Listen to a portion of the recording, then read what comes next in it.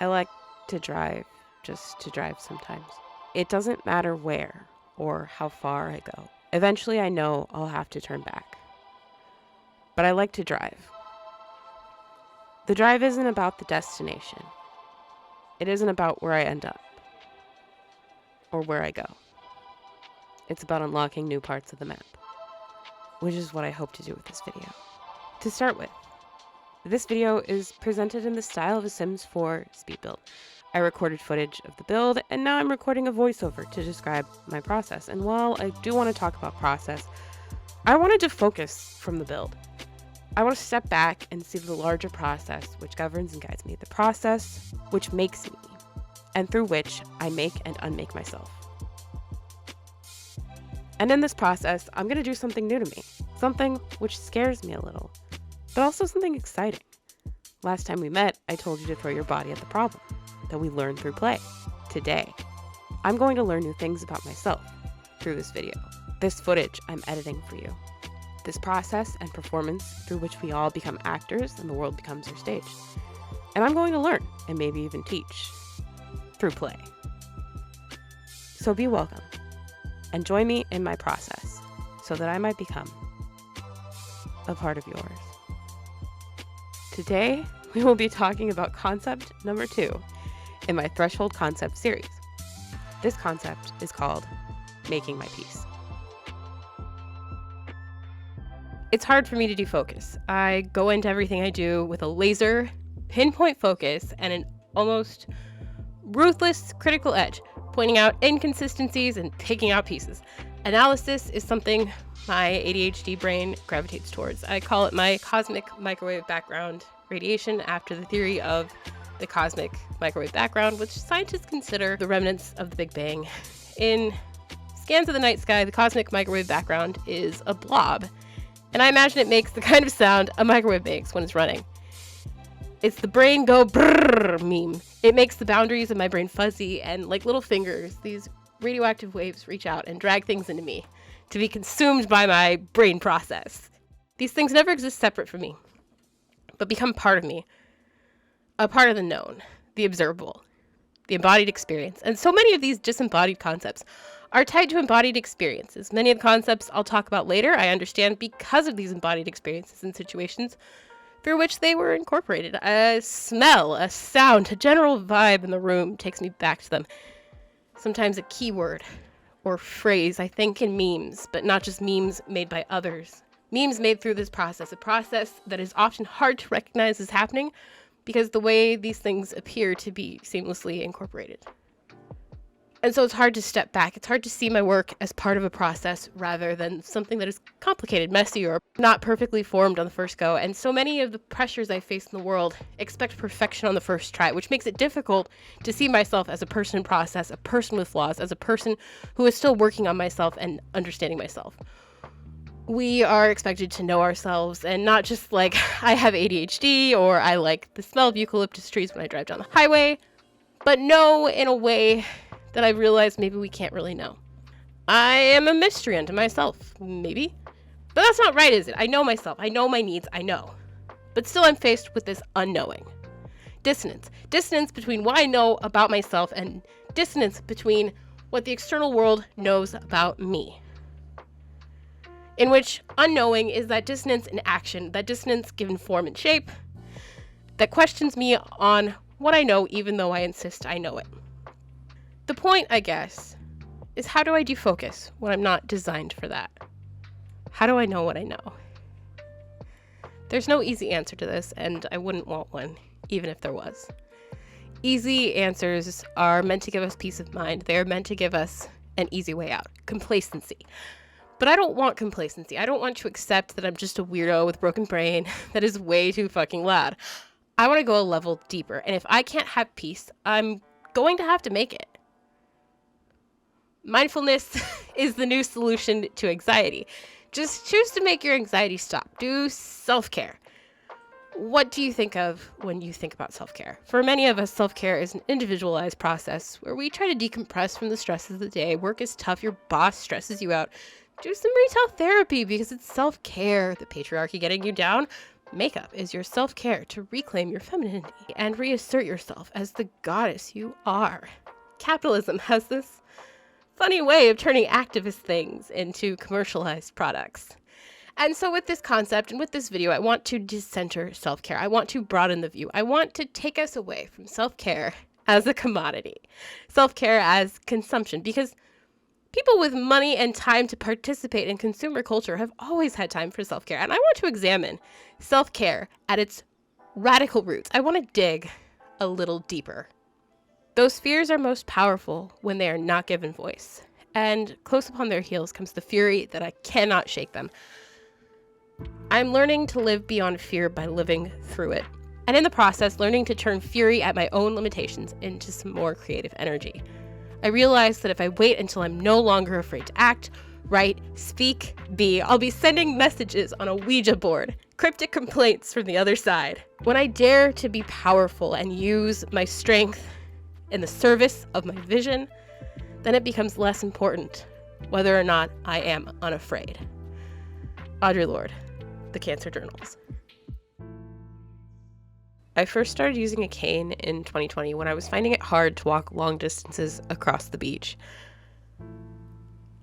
I've been in pain for a long time. I had a roller skating accident maybe 11 years ago, and none of me has ever been quite right since. But I never considered myself disabled.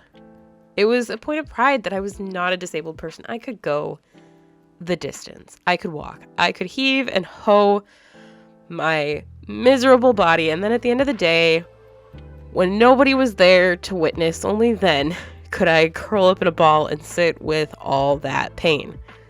There's a lot of shit to process in there. My family is kind of anti-medication. I couldn't afford to go to a doctor, all sorts of layers. But the layer I need to interrogate is this one of disability, the invisibility of disability, but not just its invisibility, the way I couldn't see it, the way I couldn't admit it once I saw it, the way it took 2 years of using a cane when nobody I knew was watching before I became comfortable to use it around people like my family who still don't see me as disabled, or people I don't know who fawn over me and assume I can't open doors.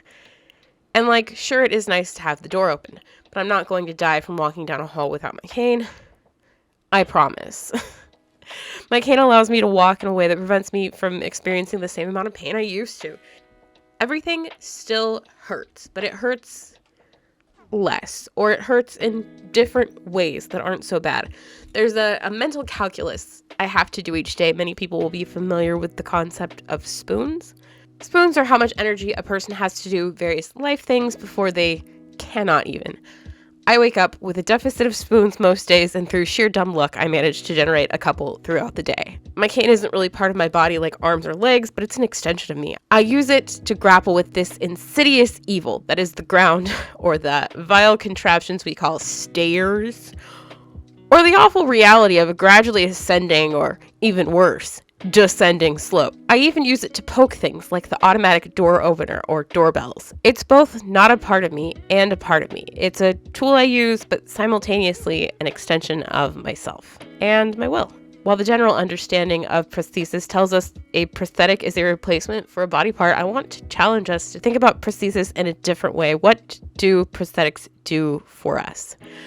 How do they become a part of us? What things do we use in our day-to-day lives, even abled people, that are so much a part of us that we can't think of ourselves without them? In Audre Lorde's The Cancer Journals, prosthesis is something that erases disability and difference. Lorde speaks of a whole industry that is built up around prosthetic breasts to replace the breasts of people who have gone through mastectomy. Lorde emphasizes that it is important not to make judgment over the people who choose prosthesis, while demanding that we interrogate the way the prosthesis industry for breasts operates to provoke those feelings of insecurity and absence that come from no longer having both breasts. Women are trained by society to be ruthless and critical of their appearances, to view themselves from outside their own bodies as the people who observe them. I think we all experience this to a degree. The sense of norms, the measuring of ourselves up to those norms, the way it's hard to recognize that many of those norms are simply unachievable for most people. As Lorde says in the Cancer Journals, her message was, you are just as good as you were before because you can look exactly the same. Lamb's wool now, then a good prosthesis as soon as possible. And nobody will ever know the difference. But what she said was, you'll never know the difference. And she lost me right there. Because I knew, sure as hell, I know the difference. Lord 42. The dissonance created between the self and the other, the internal self and the perceived self. Who am I and what do I know? How do I know what I know? I know the difference between touching my leg and touching my pant leg while it's on my leg. One is full of nerve endings that can receive touch. One can hold its own heat. One can even do a little touching back and feel the texture of my fingertips. The other is some polyester blend woven into a pattern that will end up crumpled on the floor at the end of the day. I know these things, but I also know that when people perceive my leg, they're not perceiving my leg. They're perceiving that cloth that covers my leg, the cut and style of that cloth, whether that cloth is long or short, sometimes whether it's too long or too short, how the draping of the cloth or tightness of it accentuates or detracts from my personal affect. And I'm supposed to consider these things when I choose which pants to wear. I'm supposed to be hyper aware of these judgments and either strive to create them or dispel them with careful clothing choices that people will use to determine my worth and value on the spot. Dress for the job you want, you know. This type of prosthesis, the you will never know the difference type, is not built around fulfilling our need to do things, to accomplish things. It's built around a need that is determined by people outside of ourselves, a need to comfort them and coddle them, to make them feel like people who go through mastectomy either don't exist or can overcome this and become normal again. The social model of disability was created by disability activists as an alternative to the medical model. The medical model tells us that disabled people are broken or wrong, kind of like how I sometimes fall into thinking about my ADHD. The social model tells us that disabled people don't need to be fixed. And often, we don't even want to be fixed. Rather, we need to live in a society that is built around accommodation for all types of bodies, not just the ones we have decided are normal. The industry around prosthetic breasts erases the evidence of disability and erases the discomfort that abled people have at confronting disability. Oh, it's so sad, or, oh, wow, you're so inspiring reactions that able-bodied people have to people who have visibly been put through the ringer by life. And we have been put through the fucking ringer. The fact that we have doesn't mean you get to be inspired by it. With all this in mind, let's pause here and ask ourselves, are prosthetics supposed to make us look normal? Or do they help us do tasks? My cane makes me very visibly and noticeably not normal, from the way that my walk changes when I'm using it, to the extra space that it takes up next to my body, to all the weird fiddling I have to do anytime I need to have an extra arm to do things and have to put it down and it inevitably crashes on the floor. But at the same time, my cane helps me get places I couldn't without it. I spent this whole semester climbing a damn mountain to get to class twice a week. I was barely able to accomplish that, and it was only because I had my cane. My cane helps me conform to norms, but it also visibly sets me against them. Back to that place of dissonance.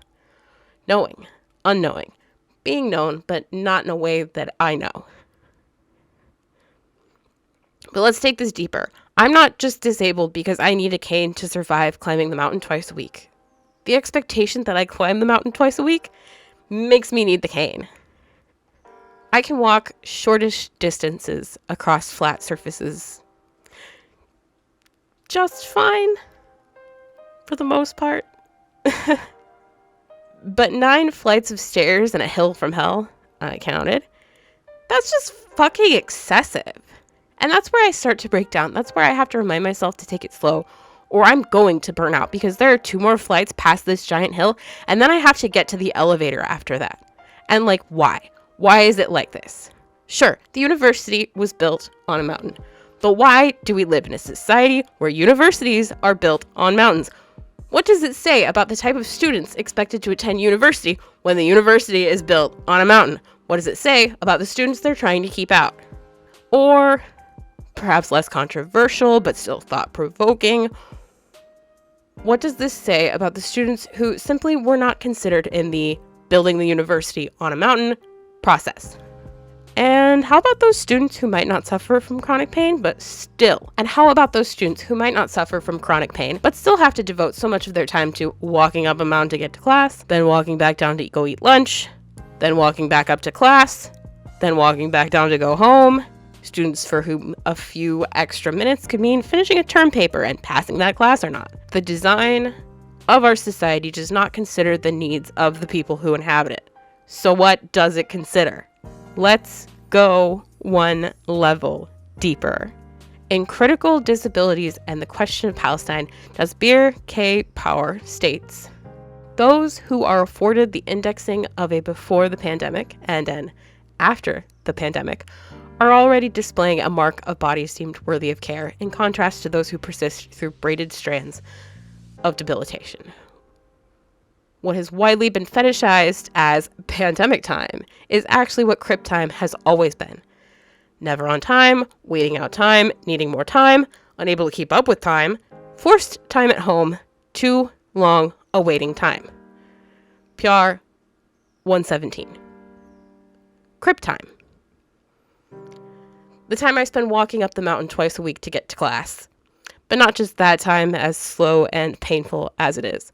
The time I spend contemplating and dreading it before I leave my house. The extra buffer of time I need to put between this and the time classes start so I know I'll have enough time for my trudge. The time I spend in class trying to find ways to sit that will relieve the most pain instead of paying attention to the lecture.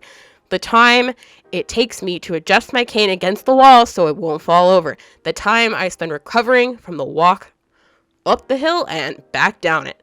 Crip time. They say time is money. So being disabled has cost me a lot of money, even though my busted knees never charged me a dime. And I think it would be easy to sit here with that focus that is narrowing in on those aches and pains I feel as I'm sitting at my desk. It's perhaps harder to broaden this out, to imagine this video like dough. We spent a lot of time kneading it, right? Let's roll it out some. Cut out a few cookies, maybe. I want to expand our understanding of prosthesis, of the tools we use to do the tasks we need to get done, of the limitations and capabilities of the human body. Technology isn't just our phones and computers.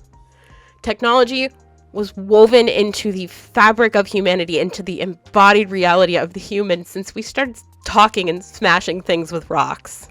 The philosophy of transhumanism urges us to consider the ways in which future humans can transcend the boundaries of humanity. Transhumanism is often wrapped up in anti-technology sentiments by authors imagining future dystopias. Think the cyberpunk idea that cybernetic enhancements make your character less human even as they give them superhuman abilities. I would like to suggest here that we have already transcended the capabilities of the original human by leaps and bounds. Common appliances we consider nearly universal today.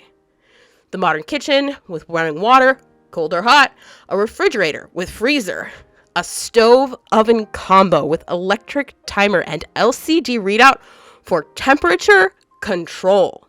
These appliances did not exist in the way they do now a mere 100 years ago. Yet try to imagine your life without them. Imagine the endless drudgery of kitchen work, sitting in front of a stove for many hours of the day, tending to the fire, having milk delivered on a daily basis. Even the preparation of bread, which many people take on as a hobby today. Endless hours of food prep are no longer necessary for our survival, but recreational activities we do in our free time. I grew up watching Rachel Ray's 30-minute meals on the Food Network channel. But if 30 minutes is too long of a wait or too tall of an order, then the drive-thru can expedite even that process. The modern kitchen and fast food industry gives us free time. It's just hard to tell because that free time was quickly filled with an abundance of other tasks to complete. Our modern technologies have made their own impacts upon our lives. Think about phones and computers. It's impossible to get a job without a smartphone or a computer today. Employers don't look at paper applications, and most correspondence occurs through email and phone communication. Every article I read that mentions how tied we are to our phones or how obsessed we are with our emails fails to consider the ramifications, imagined or otherwise, of ignoring the dreaded weekend work email. Our phones are like tiny computers because they need to be, simultaneously because we have adapted to the changing technology, but also because these adaptations have created a new standard within the hiring process. These changing standards and adaptations require those of us living within a capitalist society to similarly adapt our standards, or we will be cut out of the labor market, which we need to participate within to survive. Part of the transhumanist discussion is the reliance which is created within us, the way we are trained into using these technologies without thinking about them as technologies that are separate from us. Even written and spoken language is a form of technology that radically changed human existence. Because of this, we cannot state that technology is bad. Kitchen technology, the technology of language, the wheel, all of these things made changes to life that are nearly impossible to fully understand and conceive. But we also can't say that all forms of technology are good.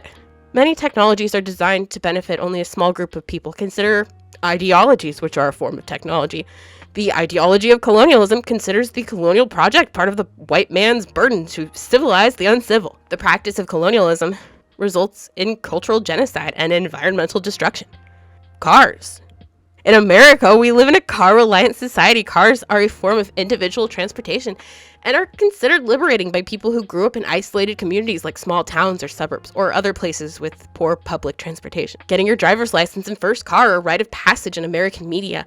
Owning your own car offers you agency about where you would like to be and when you would like to go there. However, like in the case of phones, our society is now designed around the movement of cars rather than the movement of people. We have adapted to the movement of cars. Our roads are designed for cars moving fast rather than bodies moving slow. And this makes finding transportation without a car costly, time-consuming, and dangerous. There was a bus stop near my house that was taken out by a car at least once a month. Just as funding was allocated to replace it, another car would swing around the turn too hard and take it out. So let's consider the concept of crip time again. I know I have to drive to do my grocery shopping about 15 miles in the next town over.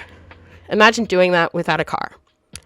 Think about trying to get a job without a phone. Think about all the hours your great-great-grandma spent preparing a meal that you could throw together in 30 minutes while watching a rerun of Rachel Ray Today.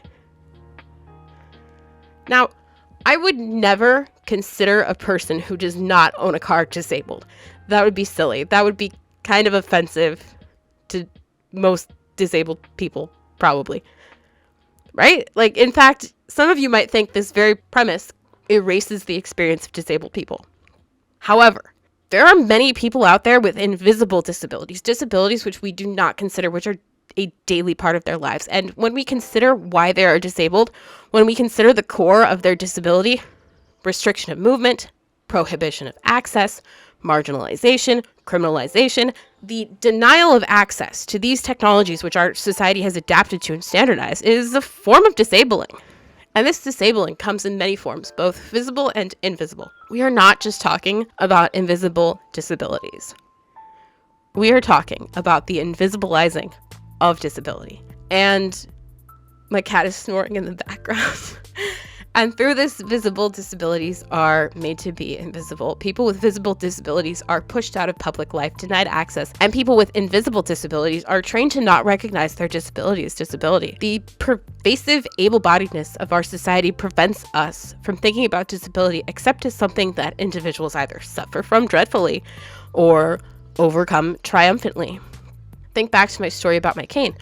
What was your reaction? I won't judge you for the way you reacted, but I do want you to think critically about what it was and where it came from. Am I a lazy person who likes to complain? A tragic example of the dangers of high-speed roller skating? Or am I a special small bean disabled person fighting to overcome my tragic backstory? Ooh woo, sad winky face. We have this idea that disability could not possibly be contained within the design of a society that requires us to be able-bodied, able-minded, standardized, and normed workers who are proficient with modern technologies and can be slotted into job categories based on the different buzzwords contained in a resume. But a lot of us also believe that a person who is capable of landing a job within this system could not be disabled because they are able to work, and disabled people are lazy and don't work. A lot of us believe that if we can't see the way someone is disabled, then they don't deserve to have services provided for disabled people like parking placards, access to the disability accommodation stall in public restrooms, or other forms of accommodation. Disabled people need to deserve their accommodation, and if they don't appear to really need it, then they are lazy and should shut up about it. We live with a culture of silence, one which silences our ability to even consider ourselves disabled because the shameful implications that come with the acknowledgement of disability. Which kind of reminds me of the whole "are you one of the good gays or the bad gays" thing that conservatives like to do. Are you a good disabled person who keeps silent about your mental and physical health? Or are you a bad disabled person who admits that your needs are not being met by society? We are a society of disabled people who fear to acknowledge our disability in our own minds, to take action on our needs when we acknowledge it, and to advocate for ourselves to people who refuse to acknowledge the disabilities in themselves, let alone other people. We are afraid to unknow ourselves, to find new ways of knowing where we trust ourselves to know our needs. And a lot of us are afraid that even if we do trust ourselves, other people won't trust us. So what the fuck do we do now? It's time to learn to speak our piece. To that piece of each of us, which refuses to be silent. Audre Lorde, A Burst of Light. I was working on my master's project. I knew I wanted to write about the HasanAbi community, a community of people that were vital for me as I struggled with both the COVID pandemic and finishing up my BA. The HasanAbi Industrial Clips Complex posted videos on YouTube, and I had something to wake up to, something to watch as I made my coffee, something to anticipate for the next day. But I also noticed that I was learning things from these videos. A lot of things I already knew. I've been an anarchist for longer than I can remember, a leftist since I first heard the word, but I was learning them in new ways. The tacit knowledge I was carrying with me became something I could articulate, and Hasan's ideas were incorporated into that cosmic microwave background. What do I always say, chat? Bodies at Problems was the first video I made. I don't have a video, a timestamp, a neat citation that will take you to the moment where I first heard it. But when I was writing these concepts, I had this feeling, this weird meme feeling. Bodies at Problems was going to be a meme, a phrase, something that unlocks this body of knowledge I carry around in my brain, a way to hand it over to others. And I know for certain, even if I can't show you the moment, that Hasan definitely told us chatters that we got to throw our bodies at the problem. And all these connections came out of that. The tacit knowledge of what it means to throw my body at a problem, the theoretical knowledge I was marinating in, research about abolitionist ecologies that give us new ways to think about racial capitalism and environmental racism, research about how we teach and learn, how the educational system is not designed with all our knowledge about our students' needs in mind, but rather with the needs of the state to have self-regulated student products ready to enter the workforce. And out of this, I made Bodies at Problems, a video grounded in this knowledge, standing firmly to say that we can't just theorize and talk about all this shit. We need to fucking do it. We need to throw our bodies at the problem because that's the only way we will solve the problem. Trying, failing, changing, trying again, failing and fucking up. But eventually, something will give. And that moment where the crack appears in the edifice of the institution, that's the moment where we can begin to see the ways to tear it down altogether. But we only get to that glorious point of revolution if we are trying to change things in the first place. And yeah, everything we do counts, because throwing our body at the problem isn't about me individually trying to overcome. It's about us and the movement we build together. Believe it or not, revolutionaries gotta eat. That's gonna be my next video, actually. They gotta learn. They gotta be presented with alternatives. They gotta be healed, and they gotta learn how to heal others. They need to learn a whole-ass revolutionary habitus. Let's start with this. From each according to their ability, to each according to their need. These threshold concepts I'm making here are just the beginning. But they are made according to my ability, and they are the poetics through which I speak my piece. And poetry is not a luxury. Lorde tells us that poetry is not idle fantasy, but a disciplined attention to the true meaning of "it feels right to me." Lorde 37.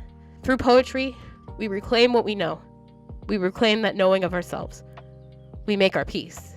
Audre Lorde introduced the concept of self-care in A Burst of Light, and we can trace its roots back through the history of Black feminism and woman of color feminism, and we can trace its branches and leaves forward into the work of modern Black feminists writing and working today. Sonia Renee Taylor presents us with a challenge in The Body is Not an Apology, the challenge of radical self-love.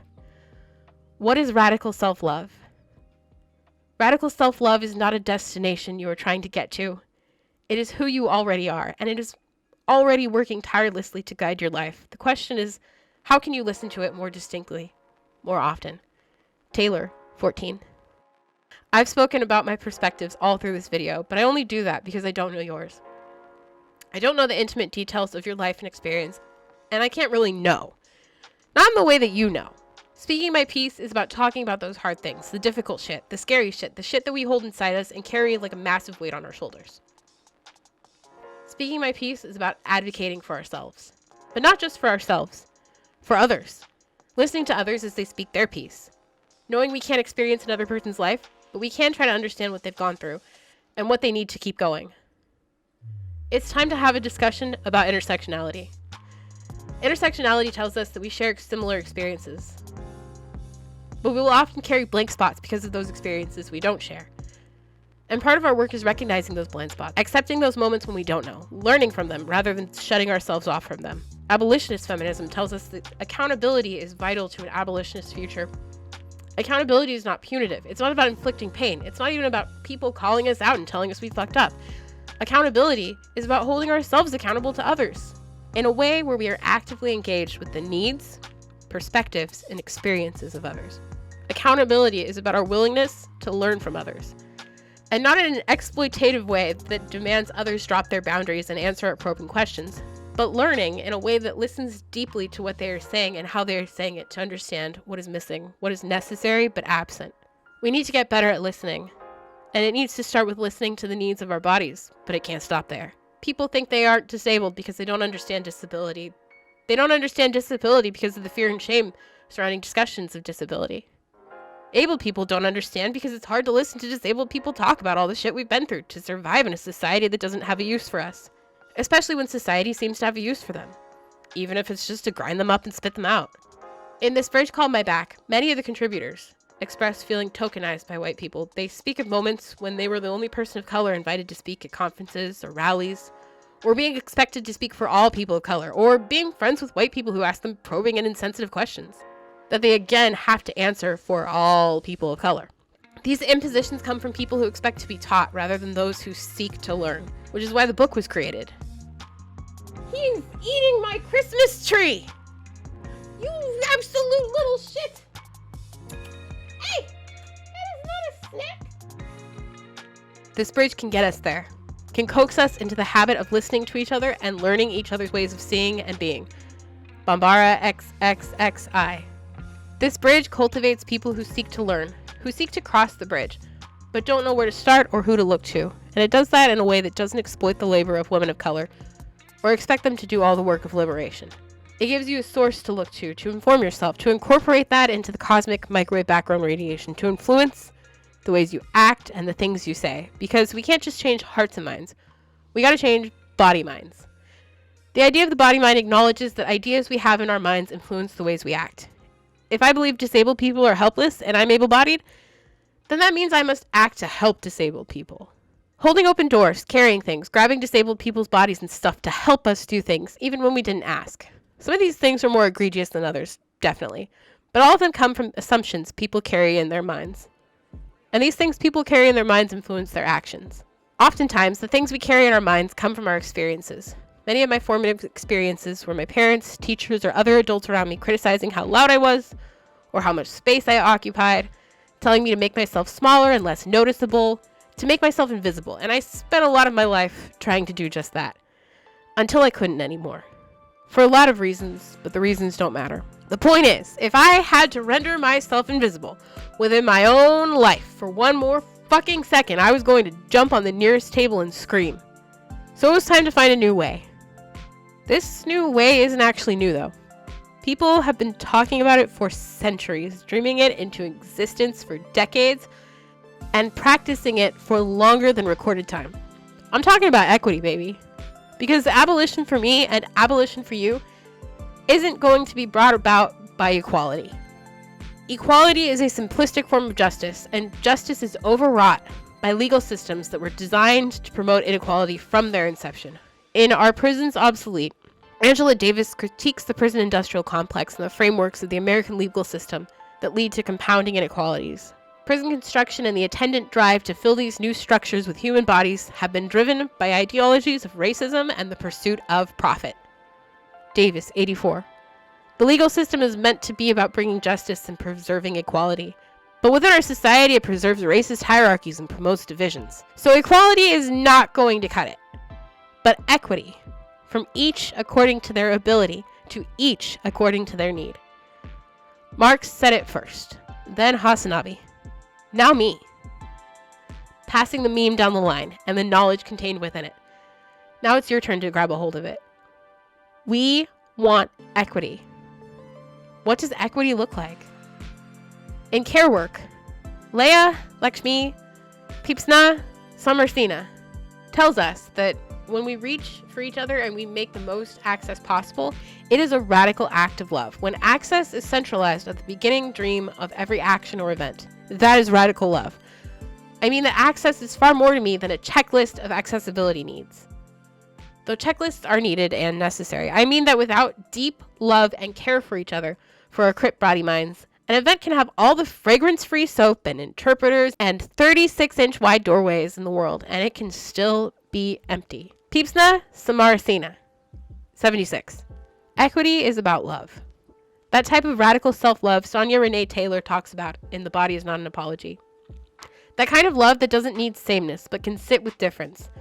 A type of love from this bridge called My Back, where we are accountable for seeking out and listening to people who are already out there speaking their piece. We have been denied equity. Our ancestors were denied equity, and the pain of that denial has been passed down through the generations. We call it intergenerational trauma. Pain comes in many forms: physical pain, emotional and mental pain. Anybody with a phone can tell you about the psychic damage they endured from that meme they saw last week. And that's a silly thing to say when I'm talking about a serious topic, but we understand it. We understand that pain comes from many places and in many ways, even if we don't always want to acknowledge it. And pain, especially experiencing a lot of it for a long time, it does something to you. We are hurt people and we get caught in the pain cycle. And even if we don't want to, we end up passing that pain down the line. When I was working in after school, we used to have a speaker come to our training each year. I remember him as the hurt people guy. And he told us this story about how he was from Texas, where they are notorious for being tough on crime. And despite that, they still had crime. Lots of crime. You would think that if being tough on crime worked to reduce crime, there would be less crime. But it doesn't. I was on Tumblr at the time. Feminist Tumblr, where I was reading about abolition. So I knew of abolition as a concept. But the hurt people guy introduced me to abolition as a practice. He presented a challenge. Take what we know about abolition, equity, justice. Take it all into your classroom with you and practice it. Make classroom policies for it. Instead of punitive measures that punish children for being silly or careless, teach them empathy and love for their fellow classmates. Reconcile them with one another. Build camaraderie and trust. It's not easy. They're hurt people. I'm a hurt people. So it's not easy. And it takes time. But there's a difference. I've seen it. So I know it's possible. I want to step back because I've been digging deeper and deeper into these issues, but now we need to take a big picture moment. What do I want to do with this video? Silence is violence. Part of the violence is silencing. We are made to be silent on the oppression we face. We are told not to speak. We are forbidden from comparing salaries, talking about discrimination and racism, liberal colorblindness, asking for an explanation for whether or not that was a microaggression we just experienced. It probably was. The civility politics of liberalism tells us that a good disabled person, a good person of color, a good queer, a good woman, a good human, a person who deserves to be considered human, that person is going to be silent. They're going to be complacent. They're going to voice polite objections if they really must, but they need to be civil about it, and they can't make anybody uncomfortable, because making people uncomfortable isn't really all that civil. During the early Black Lives Matter protests in Ferguson, Missouri, political figures would lecture the protesters using MLK as an example of a civil protester, a peaceful protester.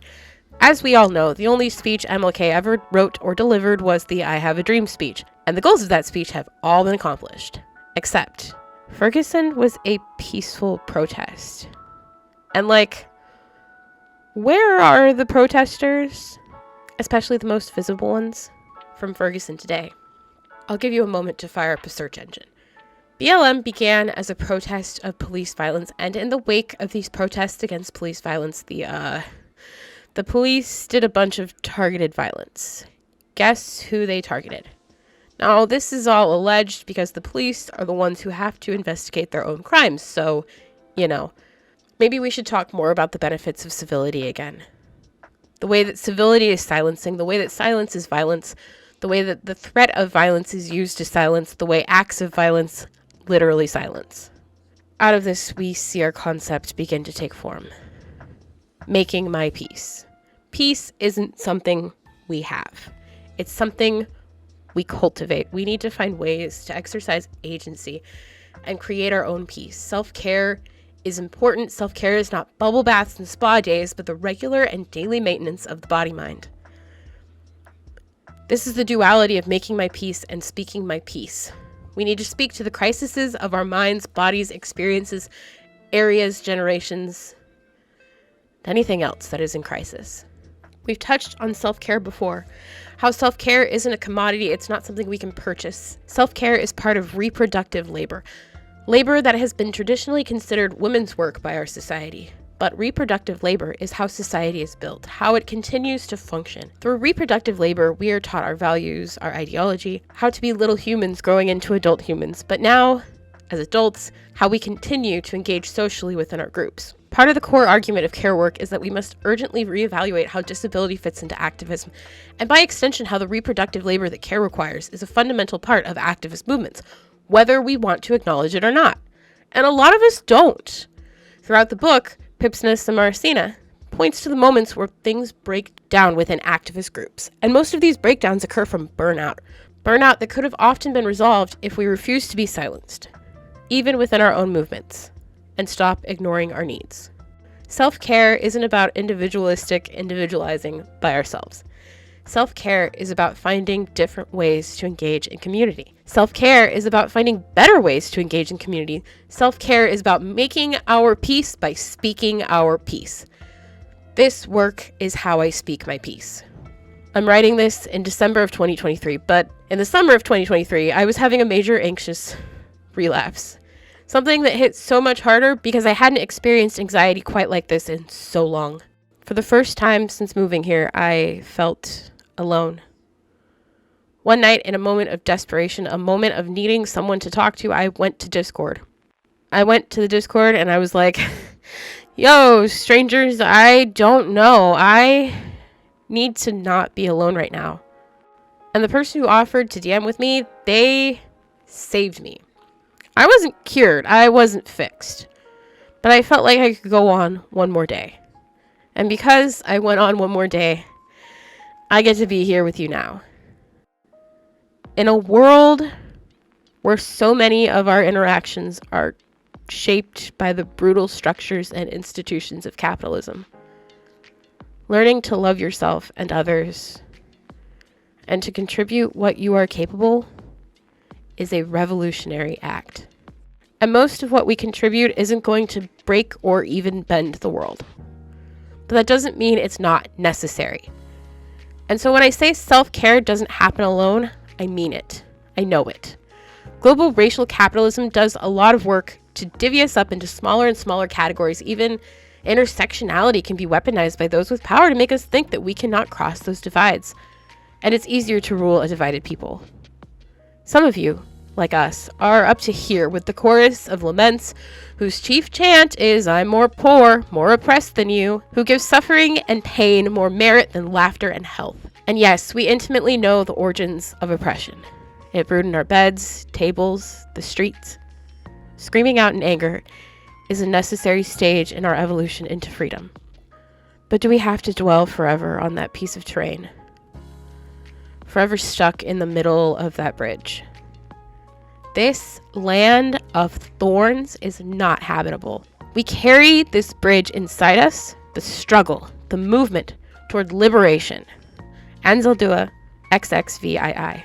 It's time to cross the bridge. It's time to reach out to the person who has already crossed and take their hand.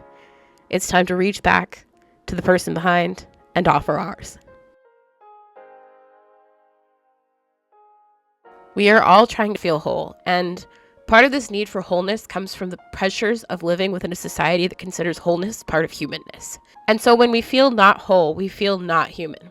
And we are made to feel not human again and again by the oppressive structures we face, the violence, the silence, the invisibilizing, alienation. Grind ourselves to the bone.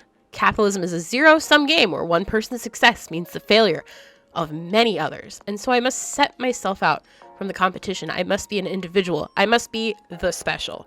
And I must believe that I am the special. Because if I don't believe that I am the special and worthy and the best person for the job, then I have to consider that maybe I don't deserve the privilege I have attained through my hustle grind, which was uniquely hustly grindy, which is why I deserve things.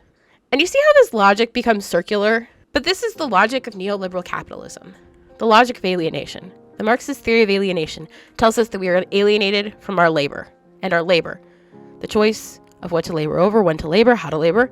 These are all choices that can give us self-determination, that can give us ways to understand our lives as having meaning and value. And interpersonal alienation, the kind I'm talking about, this kind of alienation, would deny us the experience of culture, which is overwhelmingly, and in spite of other constructs we have of culture, the experience of being with other people. When is the last time you felt like you were part of a community? I love watching Grand Theft Auto roleplay, GTA 5 RP streams. They are fascinating to me. GTA 5 RP is messy, it's complicated. Frankly, it's fucking weird. Most roleplay communities are. GTA 5 RP takes place in the Grand Theft Auto 5 game world, an open world designed to look a lot like Los Angeles, California. Roleplay takes place during live streams where many live streamers are acting and streaming at the same time. There are rules, both acknowledged and unacknowledged, which govern roleplay. But nearly anything can happen within these limits. A lot of the action of the server is designed around bank robberies and heists. Big moments with fast-paced action that are all occurring unscripted in real time, and these things can happen because of the collaboration and agreement of all these different people, many of whom only realize that they were part of a big event after the event has occurred. There is certainly planning behind the scenes, but the actions and the dialogue of the characters are improvised in the moment, and this makes GTA 5 roleplay one of the most fascinating things to watch, because in real time we are seeing people engage collaboratively and cooperatively in community. And if you ever told me when I graduated high school that one day I'd be writing a master's project about the community of roleplay, well, I would actually probably tell you that's a really interesting idea I want to hear more about. Community isn't community because people are near each other. Community isn't being. Community is doing. Community is process. Role players are not here being role players, they're doing role play. So what does that mean? Well, sometimes shit fucks up. The server crashes right after the big bank job. Scuff. We got caught by the cops and we're going to jail. Scuff. We spent a 5-hour roleplay session sitting in court waiting for the trial to start, but the lawyer guy wasn't streaming today, so our roleplay today was taking turns sneaking up to the judge's chair to bang the gavel before anyone notices. Scuff. Shit happens we can control. But more often than not, shit happens we can't control. In care work, HasanAbi speaks about care collectives she participated in falling apart. I didn't know that one group falling apart didn't have to mean that was it. I wish we could have known that the struggles we hit weren't failures or signs of how inadequate we were, but incredibly valuable learnings. Our struggle to find these questions out is at the heart of our movement work. HasanAbi. 60. Scuff happens in all types of ways, but how we react to scuff, how we adjust and accommodate scuff, how we don't let it stop us, but instead use it to inform our future projects and plans. That is what makes community possible. When we think about community as an intentional process, as something we do rather than something we are, we resist alienation. The lie that tells us we have no agency, we have no self-determination, we have no choice. Because while this doesn't change the ways we experience alienation from our labor, it does make a little change, a little dent in the overall misery. Because believe it or not, activism, advocacy, abolition, these things aren't about our collective misery. They're about something far more delightful than all that. Pleasure activism, written and gathered by Adrienne Marie Brown, takes on Audre Lorde's idea of the erotic. The erotic is not just pleasure, but the body-mind experience of pleasure. Whether this pleasure comes from good food or friendship or sex, we know what it means to feel good, and we must use this knowing to understand why we feel bad. And then we must take action. Pleasure activism acts on this. How do we increase pleasure in different areas of our life? With section titles like The Pleasure of Deep Intentional Friendship, a conversation with Danny McLean and Jody Tanita. and care as pleasure, and use your voice. Pleasure activism situates pleasure in the erotic as something that cannot be contained with our own bodies, but something which must be shared. A mutual pleasure, a platonic pleasure wherein we learn that our lives can be and should be pleasurable experiences. And the only reason they aren't is because of the shame, distance, and distrust which has been cultivated within us. So yeah, leftists are not coming for your toothbrush. That would be gross. I am coming for your dystopian pessimism though, and I'm gonna turn that little motherfucker into a utopian futurity. In Choreographies of Resistance, Latino Queer Dance, and the Utopian Performative, Ramon H. Rivera Cervera pulls the concept of the utopian performative into focus. The utopian performative is deeply rooted in a materialist appraisal of the inadequacies of contemporary experience and addresses them in the moment through enactments that produce alternative experiences and visions of how things could and should be. Rivera Cervera, 262. The utopian is not about the perfect society. It is about imagining a society without all the crap it's currently full of that harms us. A society based on the principles of pleasure, the politics of feeling good. Adrienne Marie Brown, 3. And utopian futurity situates that imagining in a process. The process of working and trying and failing and fucking up and figuring it out only to fuck it up again. And while society may never be perfective, it will be in this process. The process of figuring it out. The process of always imagining and striving for something better, something more fulfilling, something that we can't even imagine now, but generations in the future will because of the work we do today. This bridge needs no forward. It is the afterward that'll count. The coalitions of women determined to be a danger to our enemies. The will to be dangerous and the contracts we creative combatants will make to mutually care and cure each other into wholesomeness. And the blueprints we will draw up of the new order we will make manifest. And the personal unction we will discover in the mirror, in the dreams, or on the path across this bridge. The work to make revolution irresistible. Bombara, XXXI. In Bodies at Problems, I discussed learning through doing, learning through play. And my footage was from the game Witcher 3 Wild Hunt, an RPG where you play as the character Geralt of Rivia, and you explore the mostly open world that he lives in, all the while fighting monsters which make you confront the concept of the monster. Are scary contorted figures that inconvenience humans monsters? Or is the true monster in this world the things that humans are willing to do to each other? It was a short video, so I didn't have much time to really dig into things as deeply as I'm trying to do now. But now I have time, so let's do this. If community is the thing we do, how can we better understand what doing community looks like? The concept of affinity spaces gives us a way to understand how people coagulate into community online. James Paul G. and Elizabeth Hayes outline principles that are tacitly observed in the most engaging affinity spaces. We only need to know a few of them for this video. Fifth, knowledge in the affinity space is distributed, in the sense that different people know different things and can share that knowledge when necessary. Often the space has good tools and technologies that store and facilitate knowledge. No one person has to or is expected to know everything all by themselves. 6. The affinity space is not closed, so there may be requirements for entry. It takes newcomers, newbies.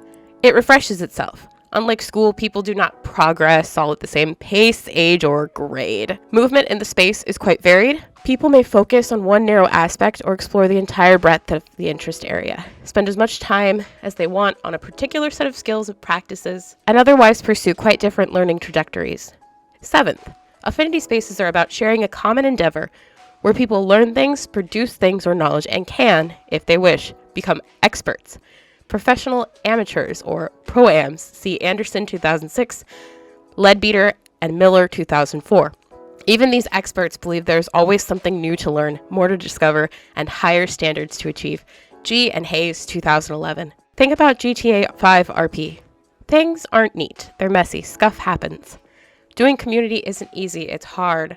But sometimes things that are hard are worth it. Not all the time, but sometimes. There's no guide to tell us how much we should all give. And in a culture of giving it all or what you give is nothing, in a culture of I am the one doing all the work to hold this together, in a culture of production results, quarterly review, progress, fuck, it's hard to tell how much we gave versus how much we got. And in the end, we are hurt people and we will hurt people. It's inevitable. But we have a common endeavor, that of change. And not just changing ourselves on our own personal journey, but ultimately changing the structures that hurt us in the first place. And in that common endeavor of change, we can learn how to help rather than harm.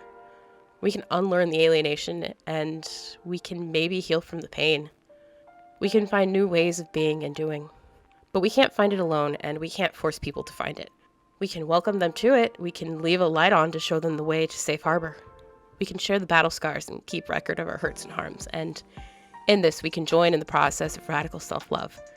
A love that isn't stagnant, but which spreads like a viral video or a meme and impacts us deeply because it shows us all the ways we've been trained not to love ourselves, and by extension others. We can experience the delight and pleasure of being bold truth tellers as we climb out of our wells to shame mankind. An affinity space I have loved since I first started engaging with live streaming and digital media is the Sims community. The Sims community is on Twitch and YouTube. We call the creators Simmers. A lot of my content would qualify me as a Simmer, even though it isn't my primary form of content. Within the Simmer category, I'm a builder. I like to build houses and community buildings. The Sims 4 is a sandbox kind of game. You build everything from scratch, starting with your Sim, from their hair, clothing, facial features, which you can customize with in-game options or custom content that you or others create and download into the game. From there, you can build their home from the ground up and down if you like a basement. Next, you can create their neighbors and the neighbors' homes. And there's even a considerable amount of customizability when it comes to the shape of community lots that make up the neighborhood. The house I'm building in this video is for a family I've been playing with for about 10 years. The family is in its 12th or 13th generation. I've lost track. I started playing it in The Sims 3. I recreated it for The Sims 4. This is a comfort game for me, a creative game. A game I come back to when an aesthetic or vibe or color or pattern hits me just right, and I think to myself, how would I make that? And the community reflects that, not my community. I don't have one yet, but the Sims community. For the 10 years I've been playing The Sims, I've been playing it alongside Simmers like TheEnglishSimmer or FakeGamerGirl or Plumbella or so many others who engage in this space. And their communities. As viewers, we create blogs where we talk about our Sims and make stories about their lives. We complain about what the game has and doesn't have, how grotesque the costs of all the packs are. Playing a Sims video by one of these Simmers feels in a way like coming home. And from there, participating in this community as a creator, it also feels like home. But when I was on stream one day, I said something like, I don't know if I'll ever want to play The Sims 4 on stream again. I've lost interest. That was a moment that felt like a great loss. A loss of community, a loss of home, a loss of those collaborative energies that were always so fulfilling to me and felt like a place I could go to escape all the awful crap that I had to deal with every day. There were so many pressures in my life. Streaming didn't seem to be working out. I could never get that view count up. I was definitely never going to monetize my content. I still haven't. But then, having this overnight inspiration, having it turn into this beautiful build, this grotesque pink house. A house so pink, so vivid, so resplendent in its rainbows and its details. A house that looks as queer, rainbow flag and all as its inhabitants are. I was home again. I was where I needed to be. And that line about the queer rainbow flag of it all isn't a throwaway line. The Sims community is one of the first places where I was able to talk about my queer identity. The first place where I was allowed to envision myself as a queer person in a queer community.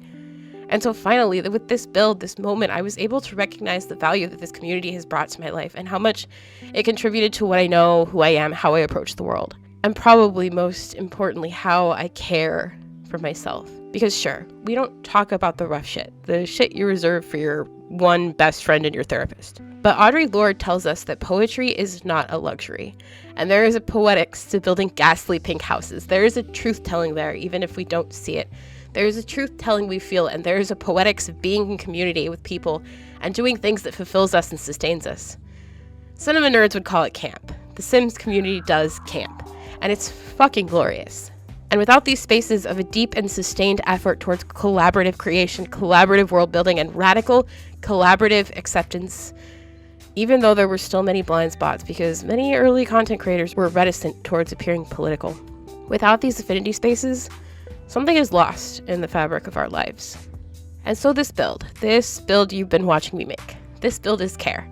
This build is me struggling and failing and struggling again as I begin to understand that my view count is not the only value system I have, and it doesn't matter how many people watch me build this house, because even if they did come, it's the joy of the build, the pleasure of creation, the enduring sense of participating in something bigger than me The feeling of being in a community that didn't just accept queer people, but that was made by queer people, where queer people were given open invitation to be loud and queer and say, hey, I'm bisexual and pansexual, and that makes me gay with a capital G. Where creators would get criticized because there were token straights in their household rather than token gays. It is something that doesn't need me to participate, but something I'm welcome to participate in, even in my own small way.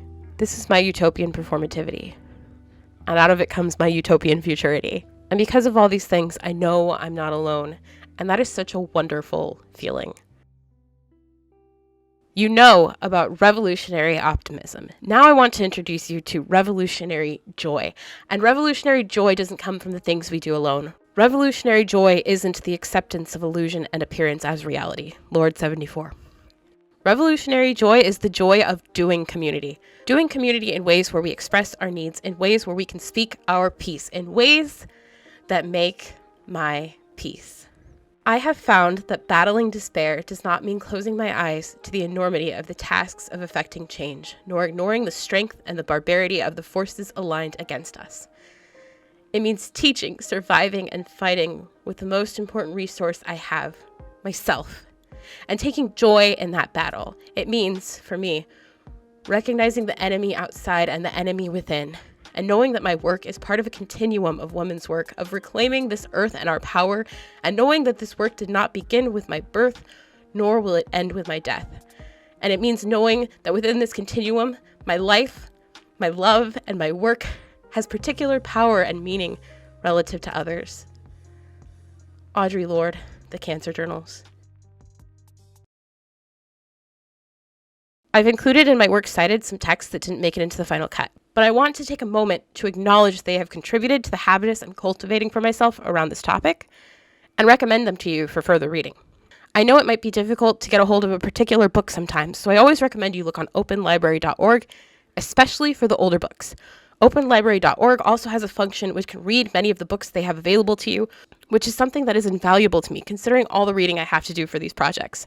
This isn't a sponsored moment, just a way for me to share important resources and methods of access in hopes that you too will share them and make the world more resourceful and accessible to you and people you know. Thank you for watching, and stick around for the end where I take you on a tour of the house in its unfinished state. We have the library/music room part 2. You chill in here. You take your after dinner drinks. You read some books. You play some music. Wonderful, wonderful. Okay, but what if instead of reading books and playing music, you want to chill on the couch? We got a couch to chill on. We got a fireplace. With birds. Lots of birds. We got a really bad cross stitch that looks like it's done by a 5-year-old. We got a panoramic view of this ugly neighborhood. There's lots of trees in the ugly neighborhood, so it's okay. We're gonna have some shit going on out here eventually. Anyway. What if you don't want to hang out in here? What if you're an artsy type? Oh, look, we got a bench over there. What if you're an artsy type? What if you want to make some paintings? Guess what? We got you covered. Here's the art room. It's got curtains covering the windows so you can't see the natural light. But that's okay, because you don't want to see the natural light. You're an artist. Anyway. Or a candle maker. Cat there for some reason. The ceilings are boring. But the lights are interesting. Say you want to go outside. You want to hang around the pool. You go through here. You get smacked in the face by some beads. You open this door. This one is a door. That one, not a door. Is a door, not a door. Oh, look, we're outside. This is the pool area. The pool may be moved at some point. It really depends. I'm not sure. Oh, look, you can look inside. You can be like, yo, there's a dude in the library.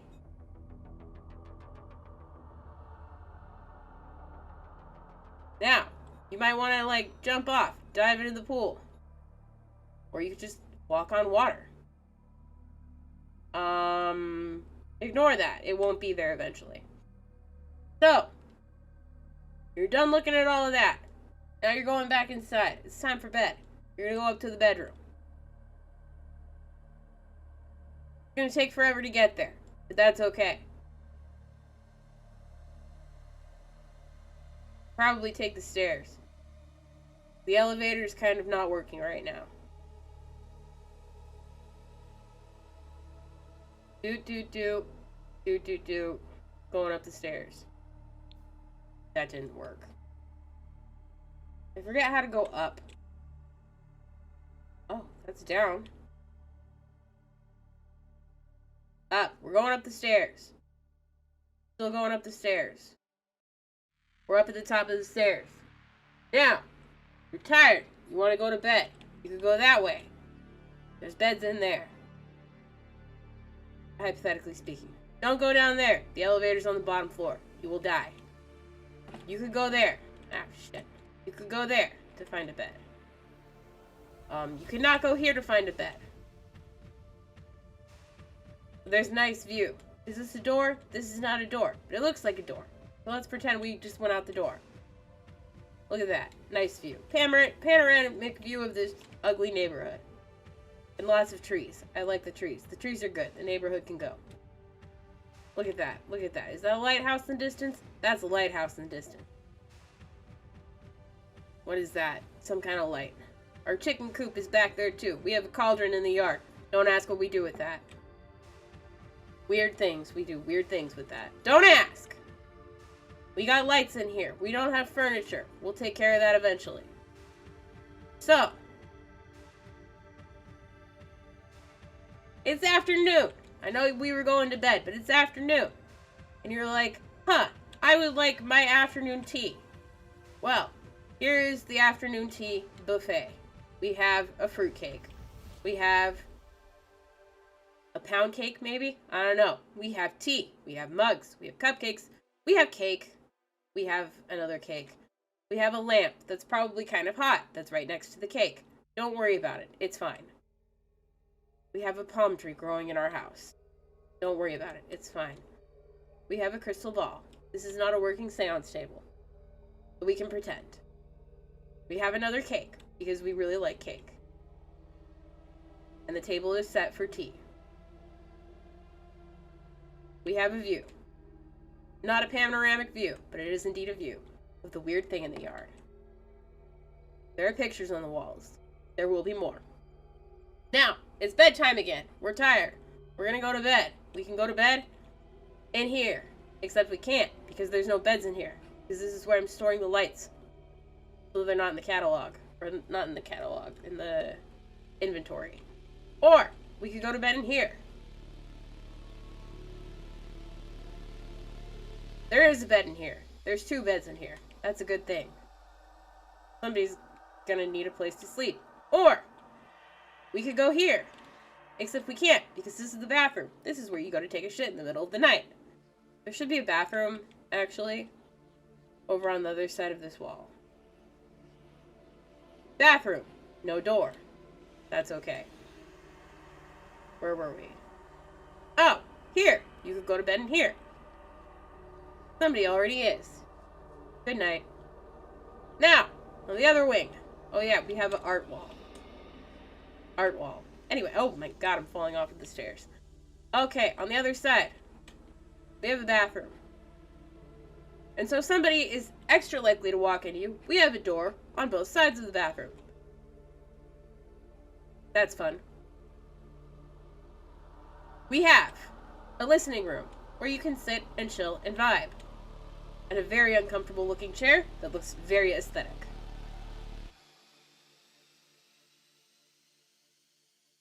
We have beverages, we have books, we have succulents, we have candles. That candle is definitely going to start a fire on the level above, but we don't care, because all we care about is aesthetic. There are potions. Yes, you heard it right.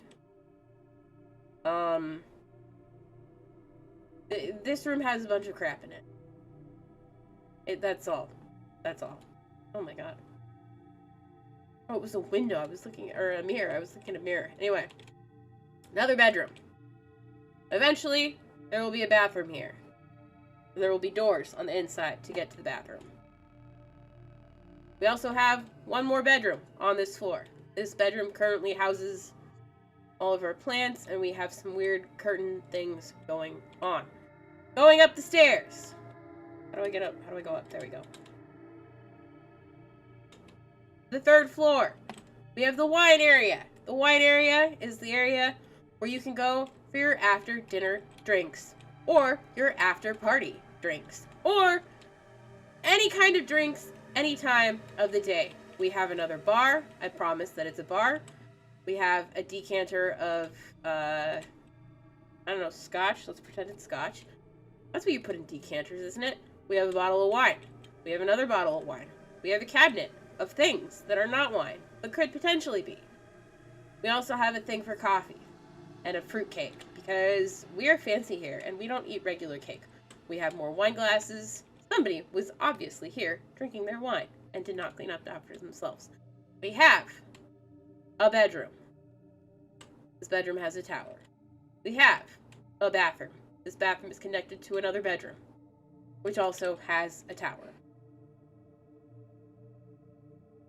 In the central part of the house, we have the grand staircase and the promenade, which is what I'm calling this area of it's just, a promenade. It's where you walk. It's a promenade. Don't worry about it. There's a tower in here. Will there be a door here? Eventually. There's not right now. It's still under construction. Don't worry about it. This is also bedrooms. We're missing a ceiling. That's okay. We're missing doors. That's okay. We have a bathroom. We have a bedroom. We have another bedroom. We have a third bedroom. We have this door.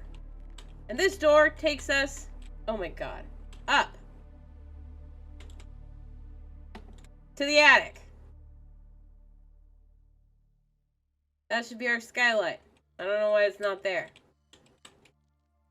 This is the balcony specifically designed for looking here. I actually think there might be a problem because I don't think I designed a way to get to the others. Well, I mean, there's the elevator, so you pretend. We have a bedroom here. We have a bedroom there.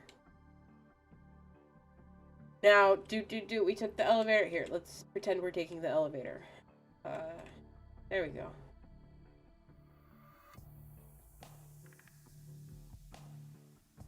We're on the ground floor. We're in the elevator. Press the elevator button that is totally there. Just pretend. And now, can't go up. Now we're going up. Ding. Ding. Ding. And then elevator stopping thump noise. Go inside. Bedroom. This is gonna be a door. Another bedroom. So as you can see, there's a lot going on in this house. A lot going on.